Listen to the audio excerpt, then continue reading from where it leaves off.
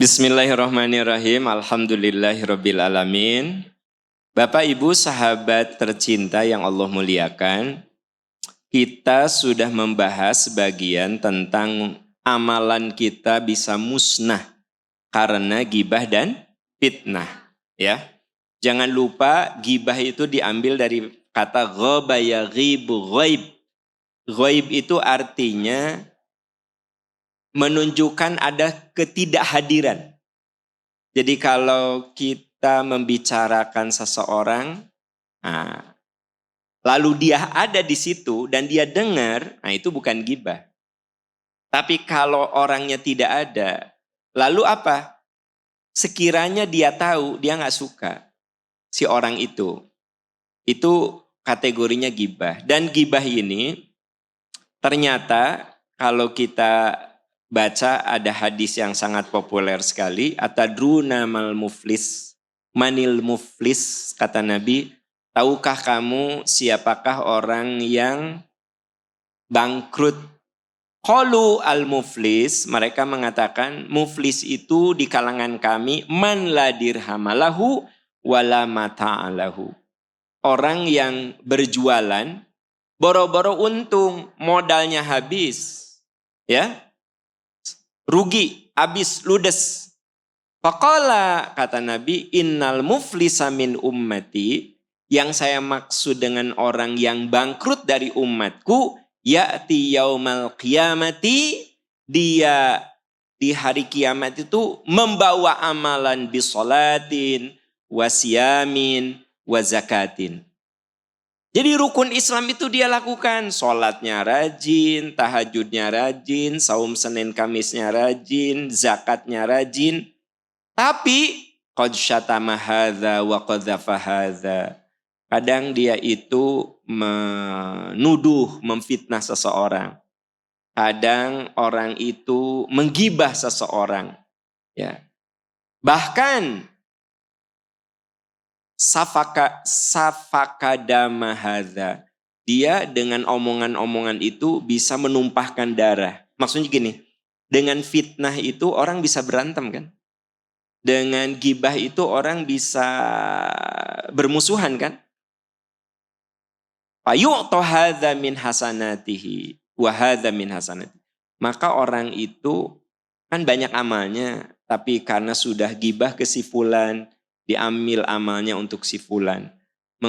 Menggibahi si B, diambil amalnya si. Sampai orang-orang yang dia gibahi itu harus dibayar. Ya. Faniyat hasanatuhu, ini hadisnya panjang. Faniyat hasanatuhu, sampai amalannya itu habis.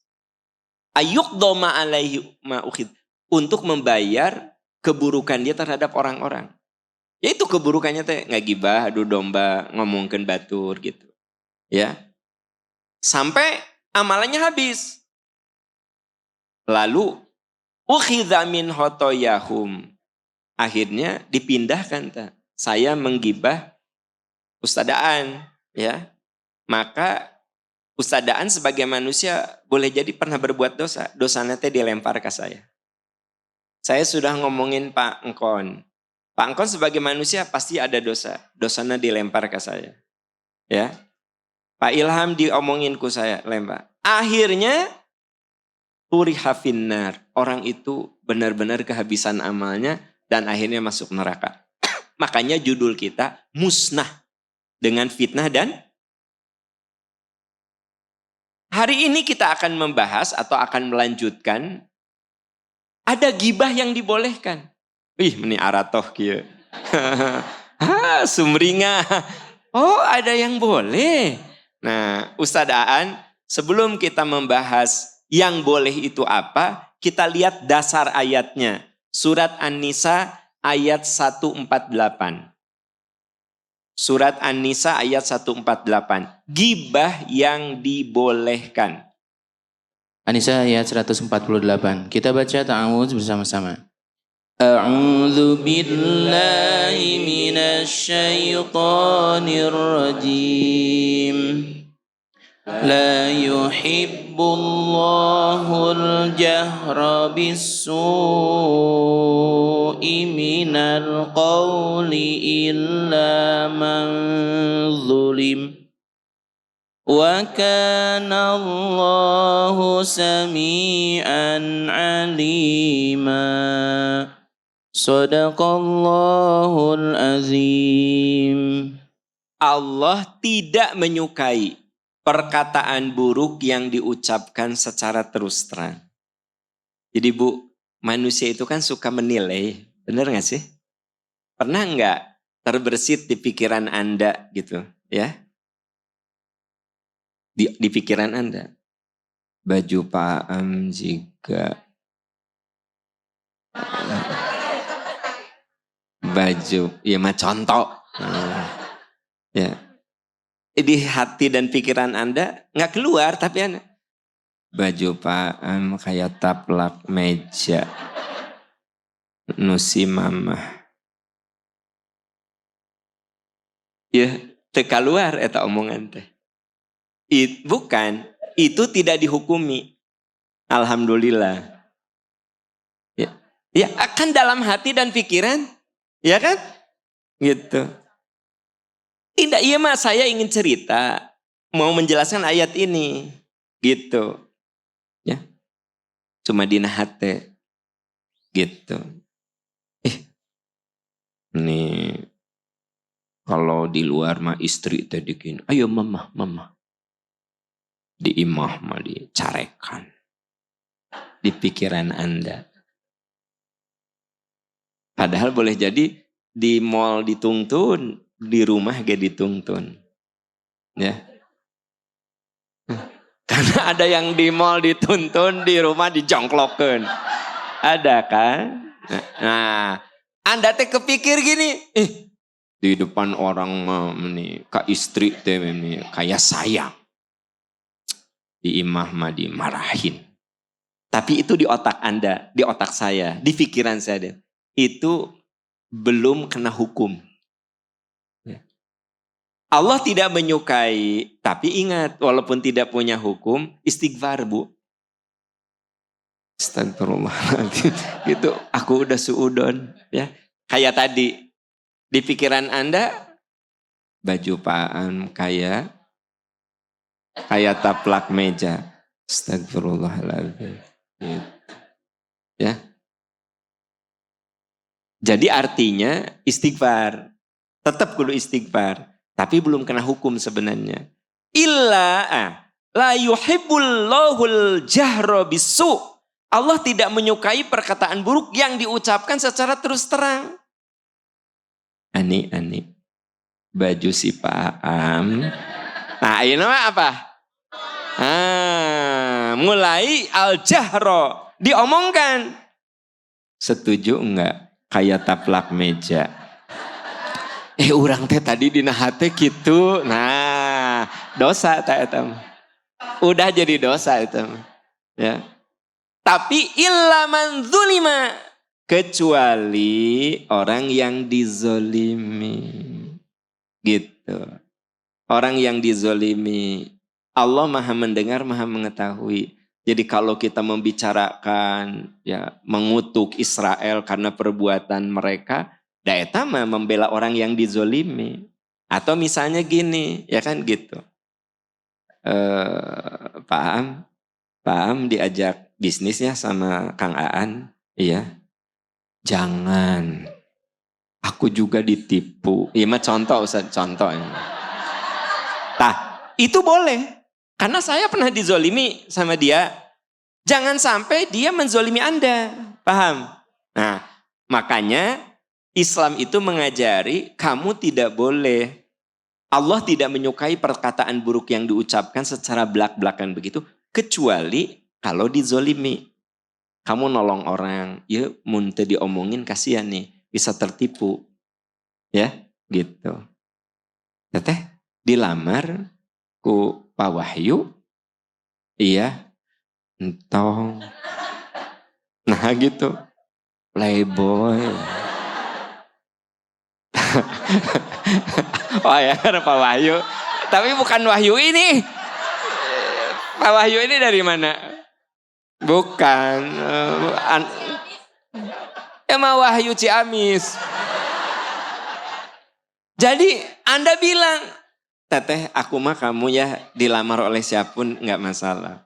Aku teh korbannya Wahyu. Kenapa gitu? Gini-gini. Kan diomongin tah kelakuan Wahyu teh. Ya. Tapi kan zulima. Paham Bu? Nah makanya dari ayat itu para ulama membuat rumus. 6 kondisi gibah yang dibolehkan. 6 kondisi gibah dibolehkan. 1, dalam persidangan. Dalam persidangan. Itu boleh. Ya. Misalnya, saya dipanggil sebagai saksi. Saya bercerita tentang keburukan si fulan yang akan diputuskan oleh hakim. Boleh. Paham Bu? Jadi pertama untuk kepentingan hukum, untuk kepentingan persidangan. Bu, kalau sidang perceraian itu suka ada saksi. Ya. Misalnya ibu punya teman. Sering ibu teh lihat ieunya memar ya. Hidung pernah bengkak kan gitu. Giginya patah. Ya. Kunaon kamu? Suami aku tehnya kalau lagi baik. Tapi kalau lagi marah nih. Jadi sering KDRT. Kata Anda teh, kamu atuh visum ke dokter sok. Ya, biar jadi bukti kan gitu. Visum tah ke dokter bahwa memang terjadi misalnya gigi patah, mata memar karena pukulan gitu. Nah, lalu Anda sebagai temannya dipanggil sama hakim. Ya. Ibu sudah berapa lama kenal dengan Ibu Bunga? Udah 6 tahun Pak Hakim itu teman anak saya di sekolah sama-sama ngantar TK. Benar Bu? Ya, Ibu Bunga tuh, oh iya beberapa kali Pak Hakim saya lihat ini. Jadi Anda menceritakan ya bahwa memang suaminya itu, nah itu bukan gibah. Paham Bu? Artinya boleh gitu gibah di situ. 2, ya, melaporkan pelanggaran hukum. Ya. Saya datang melaporkan pelanggaran hukum. Kang Aan ini Kapolres.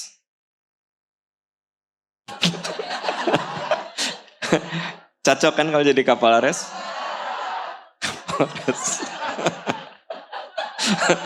Saya datang, ya, lapor komandan. Ya. Di RW saya, tiap malam minggu suka ada mabok-mabokan. Suka ada judi di rumah nomor sekian. Ya. Nggak boleh kata Kang Aan teh. Aam teh ustad gibah kamu. Kan dia tahu saya teh ustad. Kamu teh nggak tahu dalilnya. Gibah itu haram. Saya lawan. Ini mah boleh. Jadi kita boleh gibah untuk melaporkan sebuah pelanggaran. Nah, 3. Meminta fatwa atau berkonsultasi kepada profesional.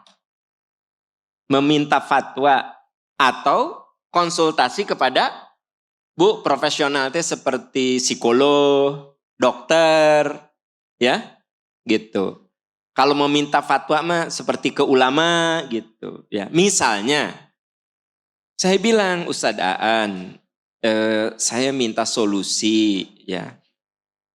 Kan harusnya saya teh dapat warisan. Tapi sampai sekarang itu warisan belum dibagi. Tapi saya dan adik-adik rela. Hanya ibu saya sampai sekarang belum membagikan warisan. dosa ente Ustad. Nah, jadi saya menceritakan siapa? Ibu saya yang belum membagikan kata usada ante. Itu kamu dan adik-adik rela. Ya rela. Ya sudah atuh tenanau. Nah, tapi kan saya kudu ngomongin ibu saya. Paham Bu? Itu namanya meminta atau konsul kepada profesional. Gitu. Begini dok, suami saya teh seringkali sesek. Nih. Tapi dibawa ke dokter nggak mau. Ya. Apa yang harus saya lakukan untuk minimal tanpa sepengetahuannya saya kasih obat dok. Anda ngomongin siapa? Aibnya kan? Nih kan aib. Gitu kan. Tapi si suaminya teh nggak mau dibawa ke dokter. Akhirnya diceritakan sama istrinya ke dokter. Itu namanya apa? Konsultasi kepada boleh. Ya. Nah, dan tidak ada dokter gini, ibu kan suka ngaji. Kenapa ibu menceritakan gibah suami ibu? Itu kan aib ibu. Balik deui Anda teh. Jadi kita bercerita kepada profesional, ke psikolog gitu kan. Anda teh udah rumah tangga 20 tahun tapi kenapa ya? Ngobrol sama suami teh selalu mengalami kegagalan gitu loh. Gagal teh nyara rambung. Iya mah kudu ngobrol deh jeung psikolog. Nah, lalu Anda cerita gini. Jadi ibu saat berumah tangga tahun berapa Bu? Tahun segini. Ibu rumah tangga itu dinikahkan oleh orang tua atau pilihan? Pilihan, Pak. Itu. Ibu sayang, justru sayang. Tapi dok, nah bla-bla cerita. Anda cerita kan? Menceritakan suami Anda. Tapi niatnya memang mencari solusi. Dan para ulama mengatakan, kalau kamu ngomong tentang orang lain dan tahu dia itu tidak punya kapasitas, itu bisa jadi gibah. Paham Bu? Ustadz Aan teh bukan dokter. Kapolres. Jadi Ustadz Aan teh bukan dokter tapi Kapolres. Tapi saya ngomongkan penyakit istri saya. Komandan. Lapor komandan. Istri saya komandan. Tapi ngomongin penyakitnya. Maka itu jadi apa? Karena dia Kapolres. Paham? Jadi gini, awas ibu kudu hati-hati. Aku ngomong ini ke profesional, ke mufti atau apa? Atau cuma ngomong gitu saja. Kalau yang Anda ajak ngomong itu, dia bukan ahli pada bidangnya, dipastikan itu jadi gibah. Gitu. Paham? Awas, ada kudu jelas Anda masuk. Karena kamu ngomongkan, ya orang mah profesional. Profesional naon teman Anda. Dokter lain, psikolog lain, ustadz lain. Sesama orang yang menderita sama Anda.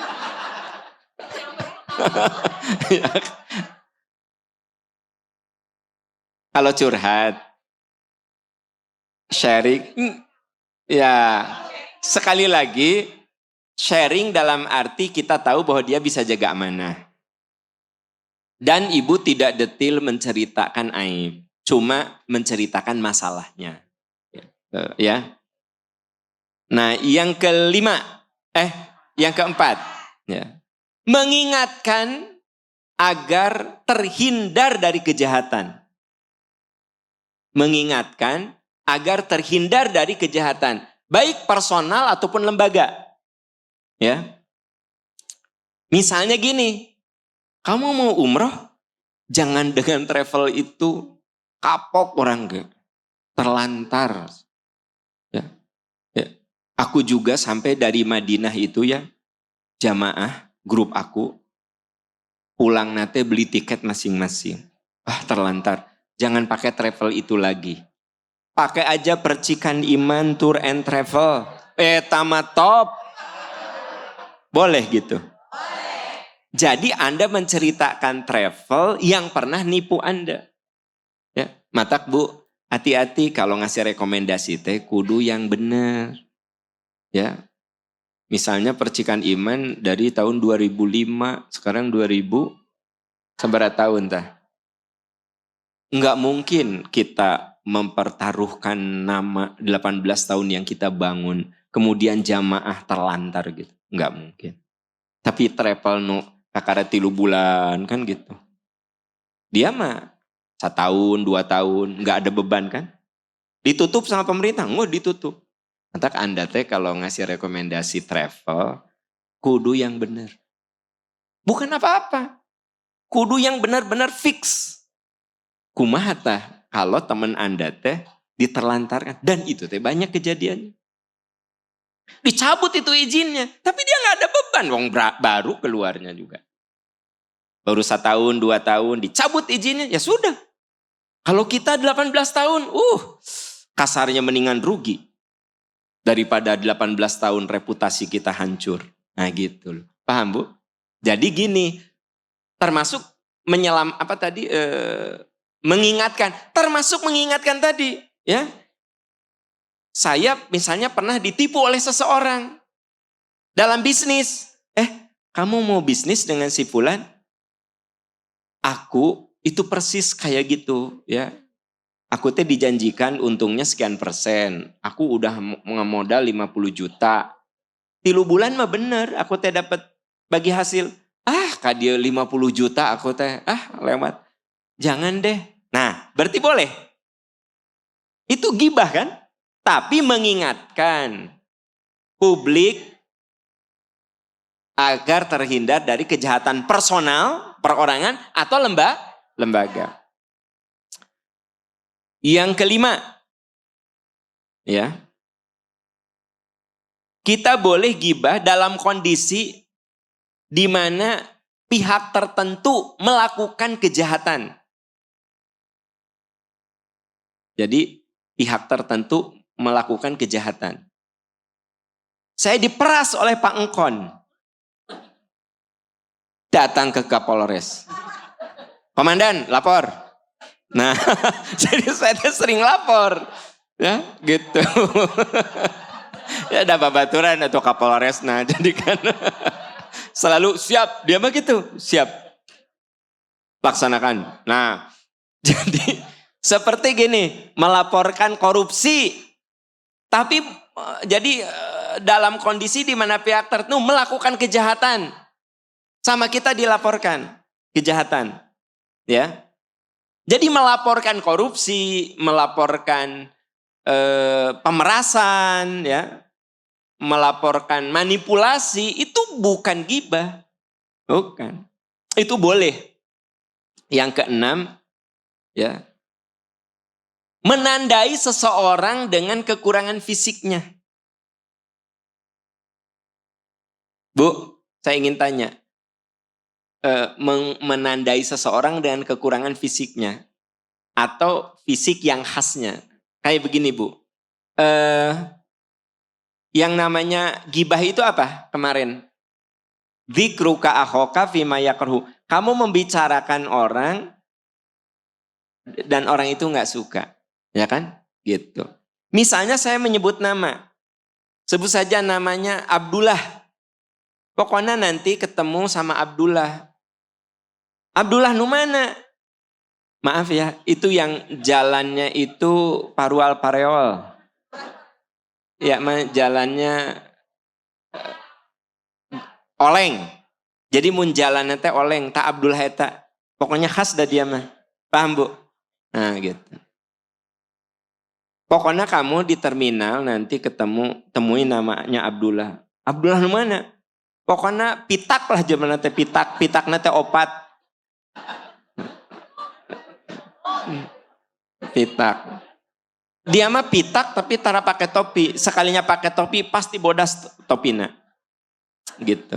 Nah, jadi kan kita menceritakan, menandai, ya, paham Bu? Nah, tapi tentu bagusnya, maaf ya, itu yang, gitu. Maaf ya, yang, gitu. Ya, ciri khasnya Bu, ciri khas yang positif, maksudnya yang menyenangkan gitu, ya itu mah tidak perlu khawatir. Kan saya bilang, ngomongin kebaikan bukan gibah. Ya, pokoknya kamu ketemu di terminal tuh, cari aja namanya Pak Agus. Agus mana? Pokoknya badannya teh keker, halus ya pokoknya majiga tentara. Padahal main nama Hansip. Ya tentara kan, tapi Hansip. Tegap, pokoknya badannya halus, jangkung. Pokoknya jangkung 175-an, badannya tegap, bahkan gitu. Wah, abri ge eleh kumaneh nama.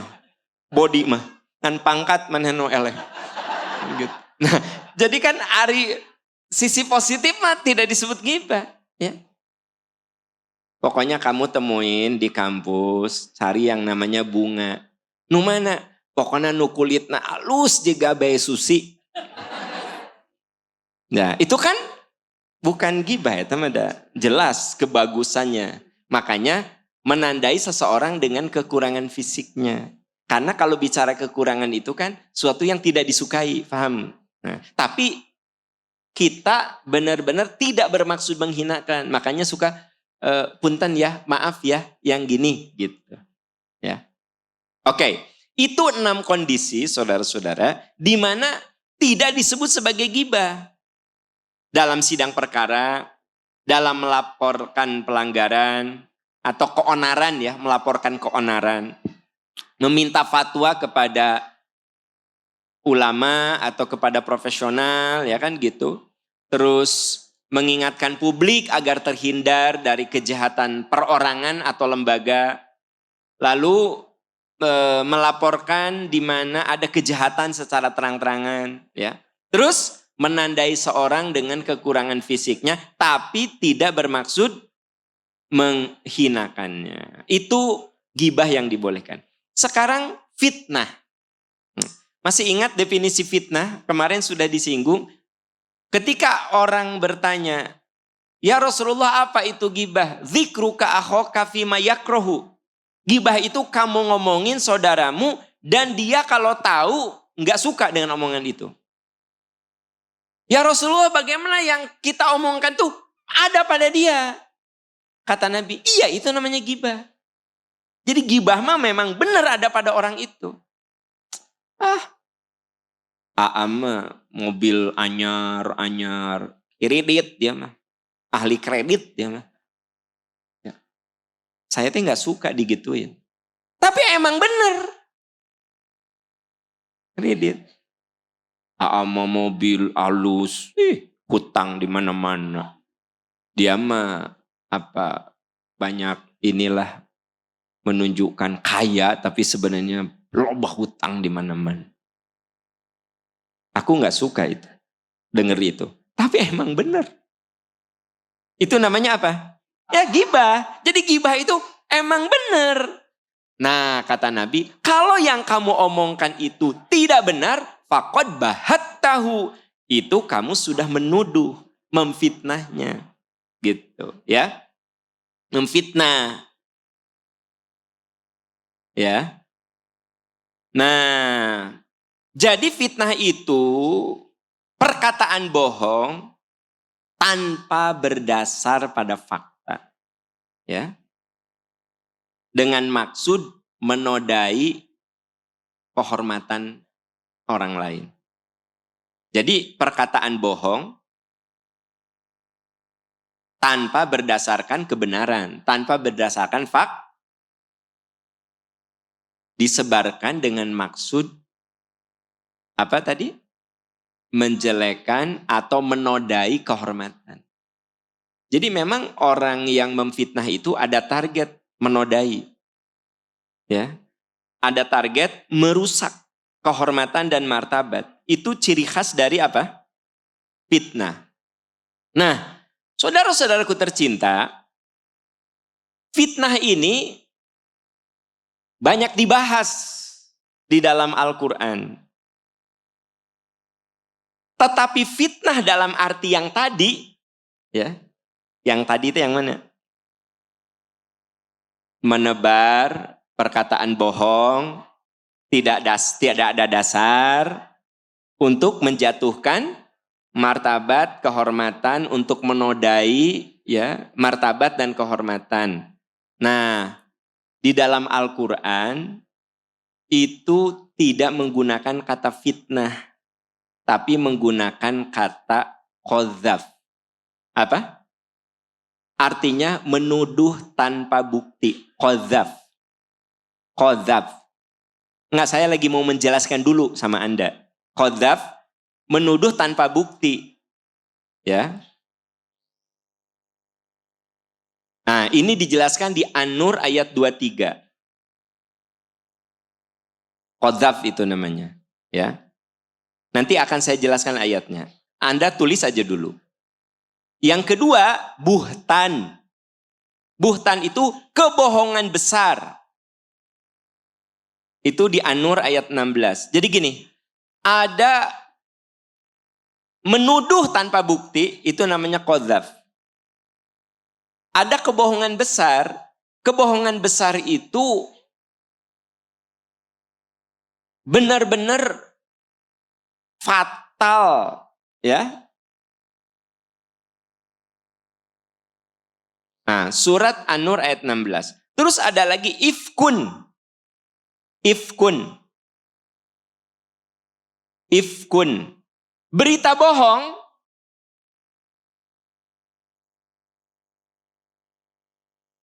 Yang pertama qadzaf. Yang kedua buhtan. Yang ketiga ifkun. Nah, kalau ifkun itu berita bohong, ya, berkaitan dengan rumah tangga orang lain. Itu ifkun, ya. Anda berbisik, ya. Ifkun, surat An-Nur ayat 11 sampai 12. Sekarang mas suratnya catat aja dulu. Nanti akan saya jelaskan. Ya. 11 12. Jadi fitnah dalam Al-Quran menggunakan kata yang sedikit berbeda. Karena fitnah dalam Al-Quran itu punya makna umum. Kalau fitnah dalam pengertian menebar berita yang dusta, itu menggunakan 3 istilah. Qadzaf. Qadzaf itu menuduh tanpa bukti. Nah teman-teman harus hati-hati ya dalam Islam itu. Qadzaf itu diantaranya yang menuduh tanpa bukti itu. Tadi surat apa saya bilang? Ayat berapa?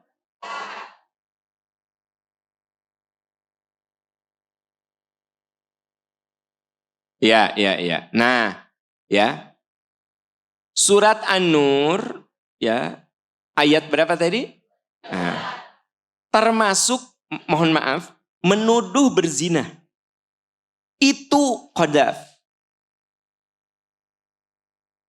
Karena kalau orang itu menuduh zina, harus bisa mendatangkan 4 saksi. Si fulan zina. Demi Allah aku lihat mereka berdua masuk ke kamar. Siapa saksinya? Nggak ada, tapi aku lihat. Coba apa yang mereka lakukan di kamar berdua? Tak itu qadzaf. Karena Anda tidak bisa mendatangkan 4 saksi. Karena itu tuduhan besar. Sampai, ya, coba Anda lihat di surat An-Nur deh ayat 4-nya. Sudah ada Bu? Ya, kita baca sama-sama. Ta'awudz. A'udzu billahi minasyaitonir rajim. والذين يرمون المحصنات ثم لم يأتوا بأربعة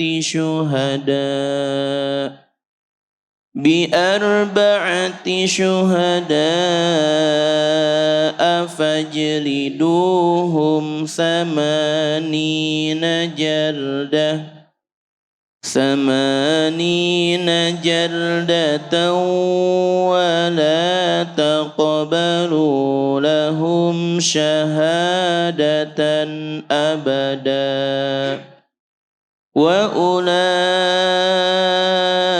Ulaika humul fasiqun. Sadaqallahul azim. Teman-teman, saya lagi menceritakan fitnah itu levelnya macam-macam. Ini level fitnah tertinggi. Namanya apa? Qadzaf. Orang-orang yang menuduh, memfitnah perempuan baik-baik, melakukan zina. Lalu orang yang menebar berita bahwa si fulanah itu berzina, dia tidak bisa mendatangkan 4 saksi. Maka deraklah mereka 80 kali. Daud dicambuk. Berarti jangan main-main. Ya. Iya, jadi saya menyebarkan wanita baik-baik berbuat zina gitu. Terserah perempuannya siapa. Mau istri, mau ipar, pokoknya mah saya berani-berani menebar fitnah wanita baik-baik. Fitnah yang dahsyat itu, kan saya lagi cerita, fitnah itu ada yang cuma fitnah yang simple gitu ya. Gitu. Kade tonggaul jeung aan sok nginjum duit. Fitnah padahal mah dia mah sok nraktir. Da Kapolres. Ya, tapi saya bilang jangan gaul jeung aan. Dia mah pelit dia mah. Nah, padahal dia mah dermawan. Itu fitnah juga kan? Tapi fitnah yang levelnya dia tidak, maksudnya saya menebar tuh nggak ada sanksi kecuali dosa dari Allah. Kecuali saya kudu taubat sama Allah dan minta maaf sama Kapolres. Gitu loh. Sama Kang Aan. Nah, beda dengan menuduh zina. Jadi hati-hati kalau yang masalah itu teh qadzab, tuduhan yang dahsyat itu. Kenapa? Anda tidak bisa mendatangkan 4 saksi, itu bukan hanya tobat, bukan hanya minta maaf, dalam hukum Islam tuh dapat sanksi. Maksudnya apa? Supaya nggak gampang. Karena itu berkaitan dengan puncak kehormatan seseorang. Jelas Bu? Latak balulahum syahadatan abada.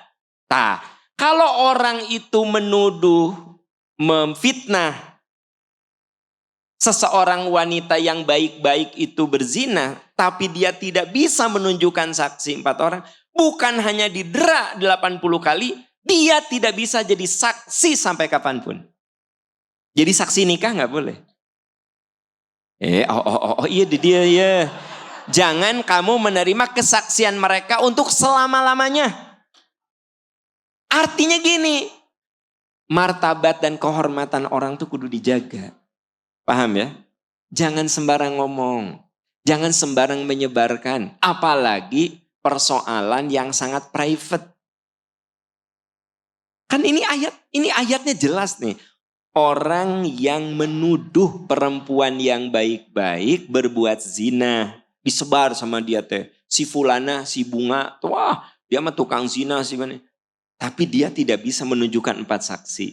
Maka orang itu selama-lamanya tidak boleh jadi saksi dan dia didera 80 kali dalam hukum Islam.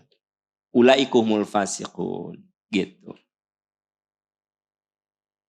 Apa? Kalau ini kasusnya ke perempuan yang baik-baik. Kenapa? Karena perempuan seringkali sebagai makhluk yang tertuduh. Ibu-ibu kalian kasalaki.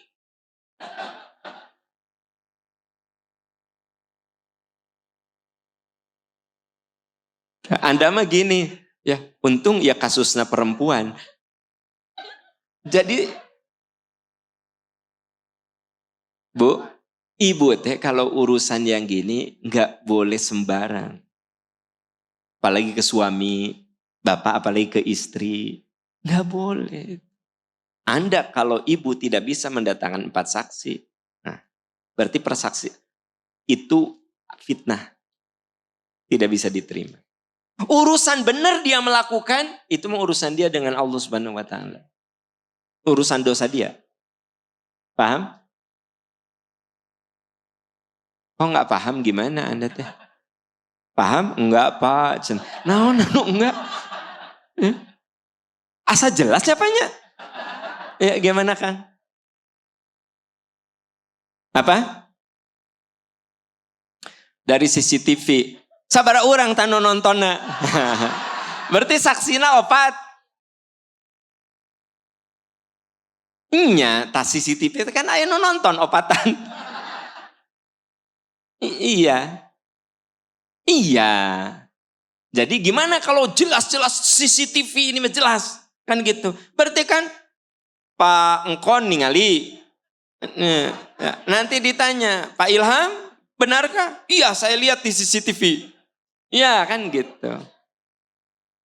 Nah jadi intinya gini sayang, dengar baik-baik. Pesan yang ingin saya sampaikan, urusan private itu urusan yang paling dijaga dalam Islam. Ini kan bicara menuduh wanita baik-baik berzina. Itu private banget. Jadi Anda dan saya, kita semua, jangan main-main di urusan ini. Sampai kalau dia tidak bisa membuktikan itu, persaksiannya la taqbalu lahum syahadatan abada. Dia tidak bisa jadi saksi untuk selama-lamanya. Gitu. Jadi betapa kita kudu menjaga lisan, jangan sampai kita menuduh, memfitnah, ya. Sehingga orang menjadi korban dengan fitnah kita. Nah, yang kedua buhtan. Kalau buhtan mah kebohongan besar, tapi tidak berkaitan dengan masalah yang sangat private. Paham Bu? Maaf kan kalau tadi urusan berzina itu private banget. Ya. Nah, private gitu kan. Kalau kebohongan besar mah lebih ke bersifat kebohongan besar. Jadi jadi gini. Anda menuduh saya, memfitnah saya, di mana fitnahnya itu sebenarnya yang Anda fitnahkan itu berkaitan dengan persoalan orang banyak. Yang paling enak nyontoin ke Kapolres. Kapolres, entah upami Kapolres pangkatnya naon? AKBP Aan Hermawan. AKBP Aan ku saya teh disebarkeun. Aan mah ya, duit yang seharusnya untuk masyarakat dimakan sama dia. Lihat tuh mobilnya bagus, rumahnya bagus. Dari mana? Ya dari duit yang harusnya untuk masyarakat Arjasari diambil sama AKBP Aan Herman. Padahal dia tidak melakukan sepeser pun itu. Itu buhtan, kebohongan besar. Paham Bu? Paham tuh? Nah, kalau yang tadi private, urusan yang sangat pribadi. Kalau ini mah ada unsur dampak sosial. Nah gitu. Hati-hati sekarang tahun politik. Seringkali ada buhtan. Buhtan. Iya, itu kaitannya dengan buhtan. Ya, kaitannya dengan kebohongan-kebohongan yang bersifat berdampak sosial. Gitu. Ya. Nah gitu. Ya. Jelas Bu? Nah, kalau yang ketiga namanya ifkun. Ifkun, berita bohong. Nah, kalau berita bohong tentang rumah tangga, tapi tidak sampai di level yang tadi. Misalnya gini, ya, disebar ku saya teh. Jigana, iya menjigana. AKBP Aan teh. Ya. resepen Kak. Ibu camat. Dikit-dikit datang ke ibu camat. Padahal itu tidak benar. Ibu camat teh adik bungsunya AKBP Aan. Apa salahnya dia datang ke ibu camat adiknya? Gitu. Tapi ku Anda disebutkan, kayaknya Aan ada apa-apa. Itu ifkun. Nah, istilah ifkun itu saya pernah cerita sama Anda.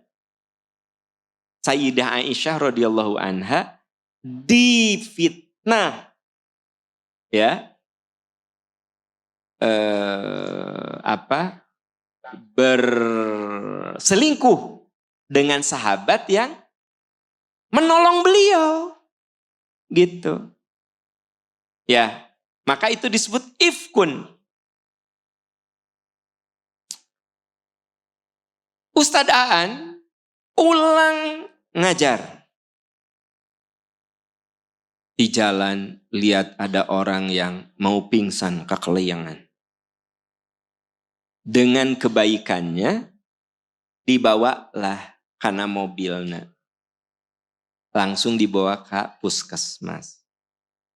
Ya. Cek orang puskesmas teh da arapaleun Ustadz Aan teh Ustadz. Ya. Oh, ayeuna mah ganti ya Kapolres.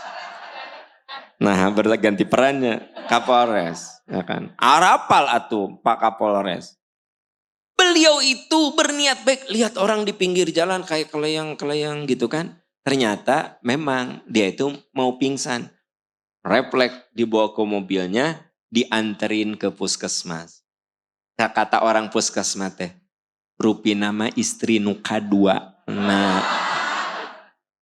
Bapak Kapolres AKBP Aan. Di grup WA bidan itu berkembang. Di grup WA bidan, di grup WA Babinsa. Di Babinsa itu menyebar. Tersangkanya itu si Pak Kapolres teh cenah Aan teh. Boga pamajikan. Jeung ngorapisan geulis bisaan eta sih. Padahal Pak Kapolres, Pak Aan ini nulungan murni si ibu itu, ibu muda, teteh muda itu karena mau pingsan gitu. Tadi sebab itu ifkun. Nah, jadi teman-teman, 3 hal itu nggak ada yang bagus. Nggak ada. Kalau Anda ngomongin suatu kesalahan yang sifatnya berdampak sosial, buhtan. Kalau Anda berbicara suatu yang kaitannya dengan rumah tangga orang, ifkun. Dan na'udzubillah, Anda bahkan menuduh langsung orang itu berbuat dosa besar. Dan Anda tidak bisa menunjukkan 4 qadzaf. Ya. Qadzaf, godob, qadzaf, duduk paling depan salah tulis. Naon godob, qodaf. Asa aku ngomong qodaf ya.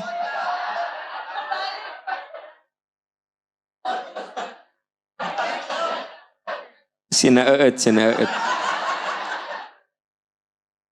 Nah, teman-teman, sahabat-sahabat tercinta. Nah, itu fitnah dalam pengertian yang ada di Quran.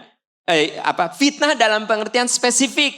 Fitnah dalam pengertian khusus berkaitan dengan martabat dan kehormatan. Tapi juga di Quran disebut fitnah, ya, dalam makna spesifik. Fitnah dalam pengertian umum. Fitnah itu bermakna ujian. Apa Bu? Fitnah itu bermakna ujian. Misalnya Ustadaan. Di Al-Anfal ayat 28. Coba lihat. Ibu, Al-Anfal ayat 28. Jadi saya ingin cerita sama Anda. Fitnah itu ada 2 pengertian. Fitnah dalam pengertian umum adalah ujian. Fitnah dalam pengertian umum adalah ujian. Ini dijelaskan di surat Al-Anfal ayat 28. Sudah ada, Bu? Ya, kita baca sama-sama. Ta'awuz. A'udzu billahi minasyaitonir rajim. Wa'lamu annama amwalukum wa auladukum fitnah. وأولادكم فتنة وأن الله عنده أجر عظيم صدق الله العظيم. Teman-teman, coba perhatikan. Di situ ada kata apa? Wa'lamu annama amwalukum wa auladukum fitnah. Ketahui bahwa harta dan anak-anakmu adalah fitnah. Di situ apa artinya? Ujian atau coba. Wa annallaha indahu ajrun azim. Dan sesungguhnya di sisi Allah lah pahala yang besar. Maksudnya apa? Kamu kudu tabah, sabar, ngadepin anak, ngadepin harta. Harta di sini bisa banyak, bisa sedikit. Kalau harta yang banyak, ujiannya kamu kudu bersyukur. Kalau hartamu sedikit, ujiannya kamu kudu sabar dengan kekurangan itu. Maka harta yang banyak ujian, harta yang sedikit ujian. Anak ujian kalau tidak soleh, ya. Anak yang soleh ujian supaya kamu bersyukur. Yang punya anak ujian diberi anak. Yang tidak punya anak ujian Anda kudu terima. Mungkin itu yang terbaik dari Allah. Betapa banyak orang yang memang diuji dengan tidak punya anak. Gitu. Tidak apa-apa, mungkin itu yang terbaik dari Allah. Jadi dalam pengertian umum, fitnah itu di dalam Al-Quran disebut ujian. Atau contoh lainnya supaya Anda lebih yakin bahwa yang namanya fitnah di dalam Al-Quran itu cobaan atau ujian. Dalam pengertian umum. Jadi Anda tahu bahwa fitnah itu ada dua. Pengertian umum, ujian atau cobaan. Contohnya surat Al-Anfal ayat 28. Atau Al-Anbiya ayat 35. Surat ke-21 ayat 35. Baik, sudah ada, kita baca ta'awuz bersama-sama. A'udzu billahi minasyaitonir rajim. Kullu nafsin dha'iqatul maut. Wa nabluukum bisyarri wal khairi fitnah. Wa ilayna turja'un. Sadaqallahul azim. Sahabat percikan iman, coba Anda perhatikan. Ada kata apa di situ? Nah, ya. Kullu nafsin dha'iqatul maut. Setiap makhluk yang bernyawa akan merasakan kematian. Jadi kematian itu ada rasanya. Tapi sebelum mati, wa nabluukum bisyarri wal khairi, kami akan memberikan ujian kepadamu yang syar dengan keburukan atau kebaikan, fitnatan sebagai satu cobaan. Jadi menurut ayat ini dan juga surat Al-Anfal ayat 28, fitnah itu artinya cobaan atau ujian. Gitu. Ya. Berarti fitnah dalam pengertian fitnah dalam pengertian khusus tadi qadzaf, buhtan, ifkun. Nah itu khusus. Nah pengertian khusus yaitu buhtan, qadzaf, ifkun. Itu statusnya lebih dahsyat pengaruhnya dari pembunuhan. Itu yang disebut al-fitnatu asyaddu minal qatli. Itu dijelaskan di Al-Baqarah ayat 191. Karena ini ayatnya panjang, kita ambil sepotong itu aja. Al-fitnatu asyaddu minal. Fitnah itu lebih kejam dari pembunuhan. Kenapa? Bisa merontokkan rumah tangga orang. Bisa menghancurkan karir orang. Kebayang gak sama Anda? Ya, makanya fitnah itu lebih kejam, asyaddu minal qatli, karena ya, kalau saya menjatuhkan kehormatan orang, ya, orang itu harus menahan malu. Bukan hanya dia, keluarganya, temannya, lembaganya. Maka kejahatan saya itu lebih parah daripada membunuh. Karena ketika membunuh, hanya dia yang jadi korban. Selesai. Tapi kalau saya memfitnah, anak istrinya yang gak tahu menaung, orang tuanya. Nah mata teman-teman ini hati-hati nih, saya wanti-wanti. Ini tahun politik. Anda jangan gampang menyebar informasi. Jangan mudah untuk mendeliver, memforward berita-berita. Bisi itu fitnah. Kejahatan fitnah itu menurut Al-Baqarah ayat 191 asyaddu minal qatl. Lebih jahat dari pembunuhan. Ya. Boleh jadi sekedar contoh, Pak AKBP-an menolong ibu muda yang pingsan di jalan, langsung dibawa di grup Babinsa, di grup bidan, di grup perawat, tersebar berita bahwa Pak Aan punya istri muda. Cekcoklah Pak Aan dengan istrinya. Bahkan boleh jadi berujung ke perceraian. Apa? Anak-anak Pak Aan tidak hormat lagi ke dia. Bahkan dipanggil sama pimpinannya, diminta klarifikasi. Kan ini menyangkut martabat lembaga. Harus dijaga. Kebayang tuh, iya Pak Aan, anu tadinya niatnya baik nolong orang, tapi disebar fitnah, rumah tangganya mulai oleng. Geus gitu teh dimusuhan ke mertua.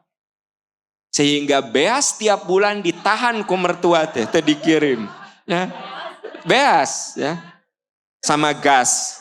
Ya. Sebab kan sok disumbang ku mertuana. Ya. Beas, gas kan gitu. Mobilnya ditarik ku mertuana. Aan kan dia sia. Ya. Kabayang teh ini Pak Aan ini dibunuh karakternya. Jadi teman-teman, Anda jangan anggap sepele. Makanya kalau ada saya bisi fitnah, tong dibahas. Bisi fitnah, gitu. Pak, tahu nggak ini? Bisi fitnah. Kasihan, dia rusak oleh kita. Terus kita juga menanggung dosa. Terus itu juga tidak ada kepentingan untuk kita. Kan nggak ada kepentingan. Misalnya tadi kasusnya Pak Aan, ya punya istri lagi. Kan saya teh kudu ngabiayaan, bener tuh. Untuk apa saya bahas bener? Kenapa di kalangan Babinsa dan ibu bidan serta perawat, bahkan di beberapa dokter itu jadi pembicaraan? Mereka tidak akan menanggung biaya Ustadz Aan punya istri lagi. Apa? Bener tuh? Walaupun iya misalnya, ngapain? Mata kita ini jangan terlalu. Ya, ada ya kandidat calon presiden, wapres, ada fitnah gini. Dengar ya, Anda tidak akan jadi menteri, saudara-saudara. Emang dengan Anda, gimana? Ya, Anda kudu punya pilihan. Sebab kalau Anda nggak punya pilihan, orang lain memilih. Kalau saya termasuk orang yang mengatakan, kita kudu memilih. Jangan golput. Golput. Golput. Ini karena pengaruh dari guru tahsin. Kita nggak boleh golput. Kita jangan golput. Kudu milih. Presiden, wakil presiden, pilih ke orang. Ya, pilih. Ya, gitu. Nah, siapapun yang penting oleh Allah ditakdirkan. Nah, jadi nggak boleh golput, nggak boleh golput. Kudu milih, saudara-saudara. Ya, kudu milih. Nah. Anggota dewan, kudu milih. Anggota dewan kudu pilih. Kalau Anda tidak memilih anggota dewan, orang lain yang akan milih. Nanti orang LGBT, orang sekuler, dia punya calon, punya wakil di sana. Kita nggak punya wakil. Kita nggak punya wakil. Paham, saudara? Jadi begini, tapi Anda jangan masuk dalam fitnah. Paham? Nggak boleh. Saya misalnya udah punya pilihan, ya sudah. Nggak peduli saya misalnya orang si A, si B gini-gini. Maksudnya ya udahlah, saya mah milih ini. Gitu. Nah, kita suka ingin menjatuhkan pilihan orang lain. Apa yang terjadi? Menyebar tah. Kumaha kalau eta teh fitnah. Sok. Terus mun Anda menyebar fitnah, ya. Emang Anda bakal jadi menteri urusan peranan wanita? Hah? Atau staf khusus? Mual nih ngaruh kararia memual gitu. Jadi jangan terlalu dalam, paham? Nggak usah. Jadi gini, saya katakan kita kudu pilih presiden kita. Apapun itu silahkan. Ya, pilih. Nggak boleh tidak milih.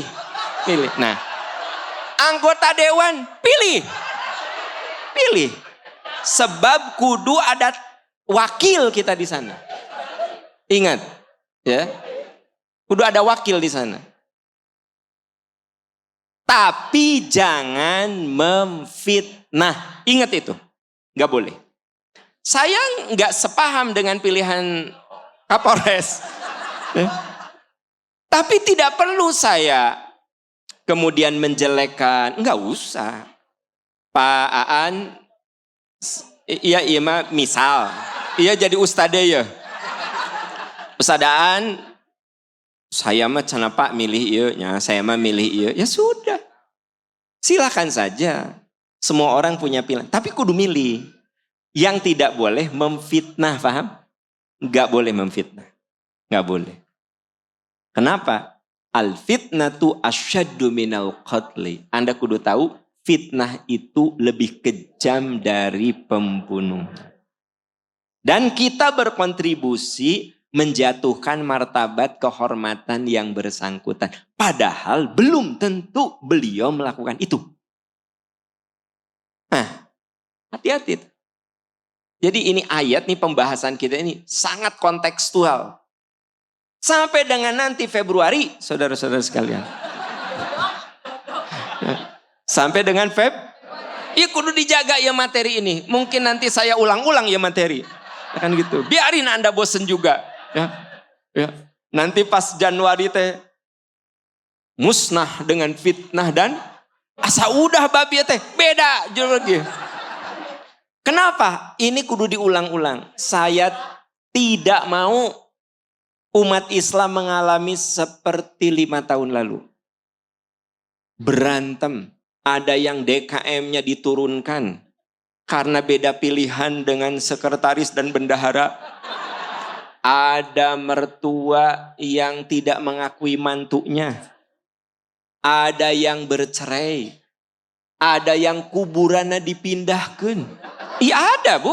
Sok Anda tonton video-video yang dulu. Anda tahu begitu selesai pemilihan presiden. Yang di atas bagi-bagi kekuasaan. Kita berantem sampai sekarang Ainucan patanya. Kita kudu belajar jadi orang cerdas. Jangan ada fitnah, jangan ada gibah. Kita boleh beda pilihan, terserah. Anda mungkin punya pertimbangan AB, terserah. Ya, yang penting bermohon kepada Allah, negeri ini dipimpin oleh orang-orang soleh. Sudah, kan gitu. Oke. Oke.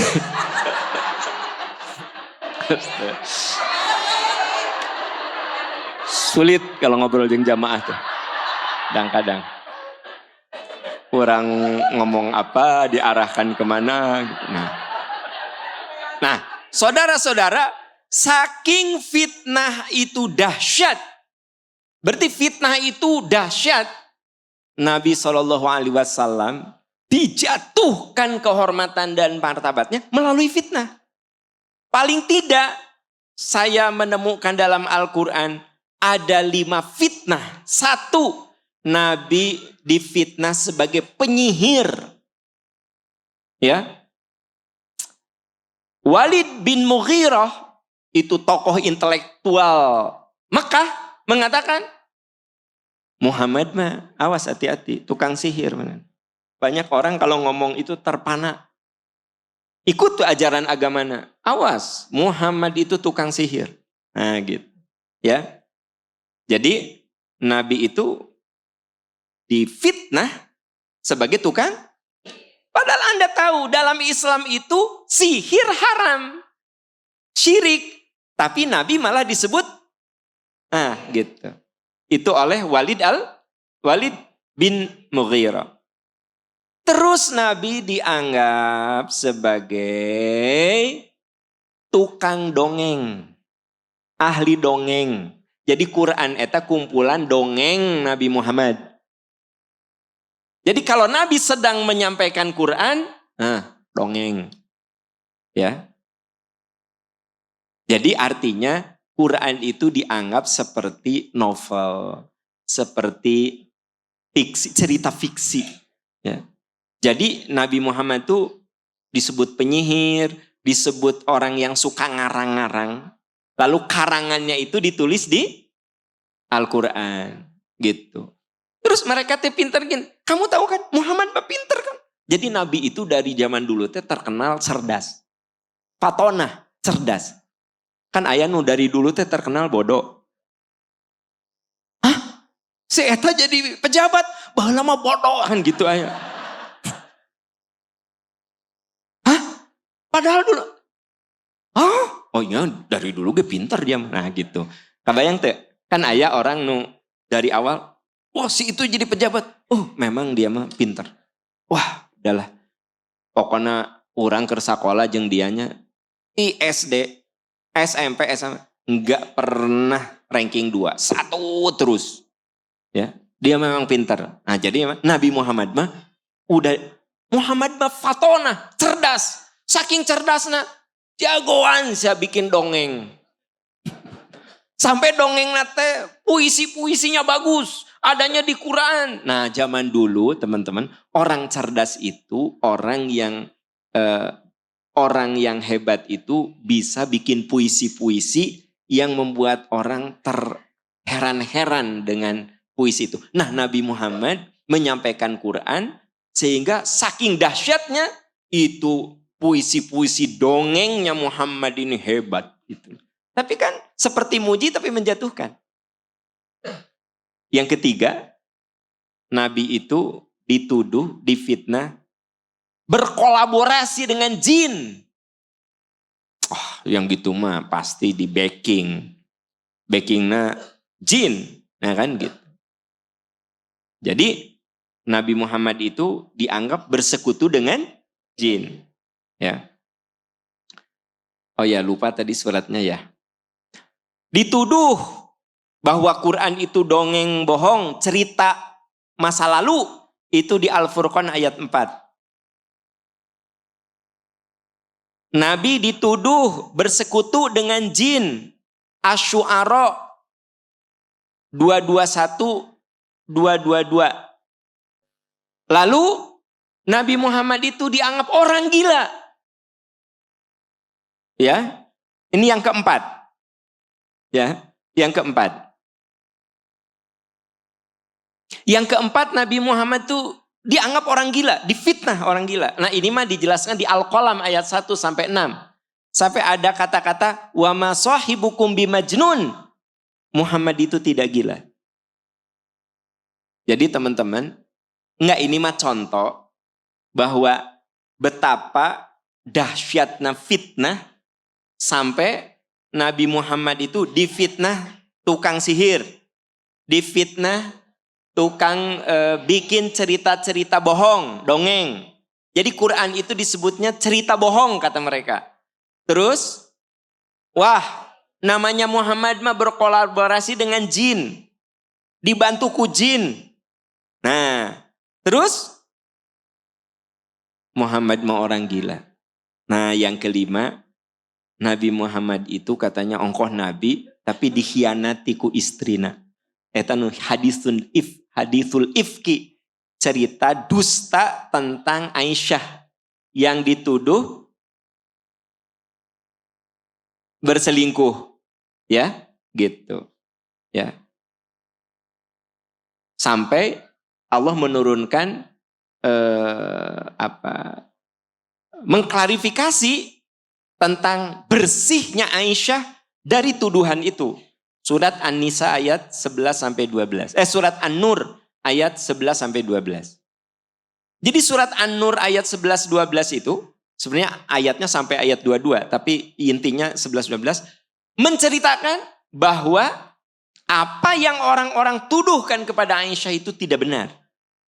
Itu hadithun ifk, cerita dusta, cerita fitnah. Ya, kebayang nggak teman-teman? Jadi orang itu bisa dituduh macam-macam, bisa bisa difitnah macam-macam, bisa ditembak keluarganya. Rasul aja bayangkan itu nggak tanggung-tanggung. Bunda Aisyah, istri Nabi, disebar fitnah, berselingkuh, sampai ada klarifikasi khusus di surat apa? An-Nur ayat 11 2 bahwa itu berita bohong. Gitu. Jadi saudara-saudaraku tercinta, ini contoh betapa al-fitnat tu asyaddu minal qatli. Bahwa yang namanya fitnah lebih kejam dari pembunuhan. Karena bisa merusak hubungan persahabatan, bisa merusak hubungan persaudaraan, bisa merusak karir, bisa menjatuhkan martabat. Wah, pokoknya banyak sekali. Ya. Nah, karenanya saya ulang sekali lagi, hati-hati ini tahun politik. Jangan mudah men-share, jangan mudah mendeliver, jangan mudah menerima berita begitu saja. Udah delete. Jangan sampai kita menjadi perpanjangan tangan untuk sebuah fitnah. Ternyata informasi yang Anda terima itu benar. Lalu Anda deliver, lalu Anda share ke orang lain. Berarti Anda melakukan apa? Gibah. Nu balik, saudara. Tidak ada yang betul. Kalau nggak fitnah, gibah. Ya, jadi saya mah kalau udah delete. Tapi kalau misalnya ada pengajian, saya share pengajian. Nah, Anda kudu men-share pengajian percikan iman. Itu mah bukan gibah, bukan fitnah, tapi dakwah. Ya kan? Anda mah ari dakwah di delete atau ari fitnah dan gibah di share. Makanya coba perhatikan. Di WA, grup WA, nah kayaknya makin kesini, begitu ada yang masuk urusan politik, berani jamin, itu rame sok rame. Ya. Ada yang akhirnya di out, atau ada yang left sendiri. Konang saya si uang left. Zaman ini mau batur tuh, kan gitu, left kan. Sekarang udah mulai left, lop, wah. Padahal orang yang ada di grup itu percaya ke saya. Mual aya nu jadi menteri. Wow.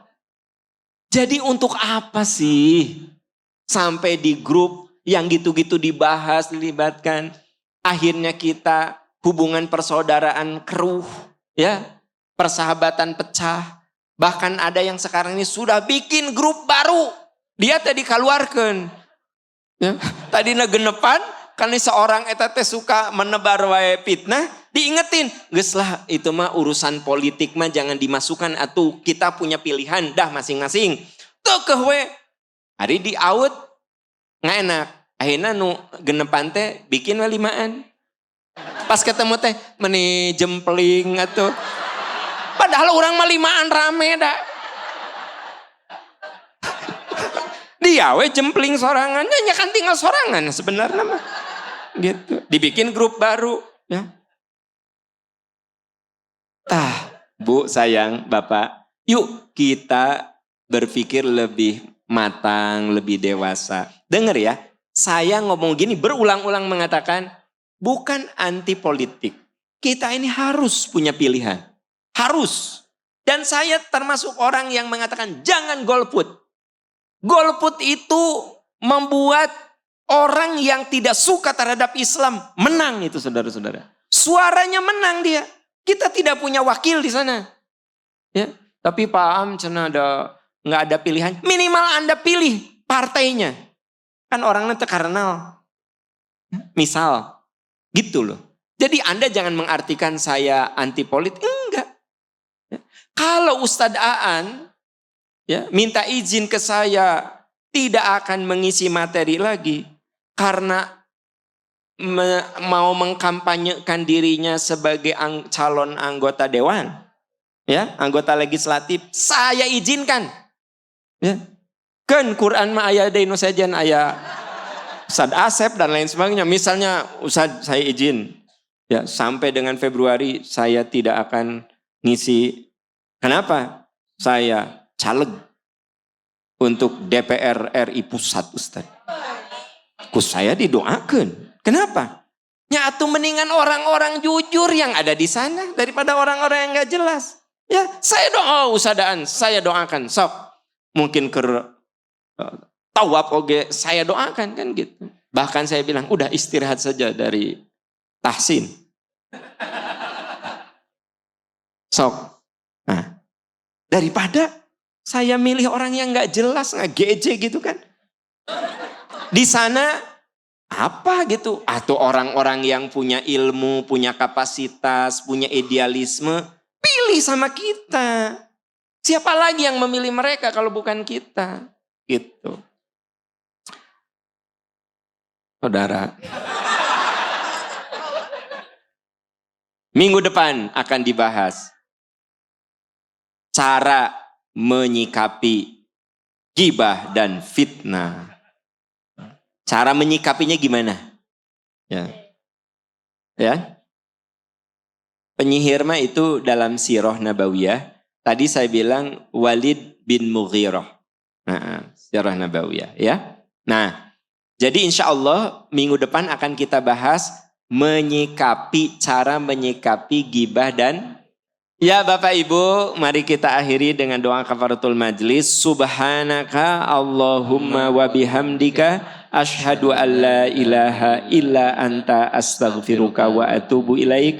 Rabbana atina fid dunya hasanah wa fil akhirati hasanah wa qina adzabannar. Subhanaka rabbika rabbil izzati amma yasifun wa salamun alal mursalin walhamdulillahi rabbil alamin. Wassalamualaikum warahmatullahi wabarakatuh.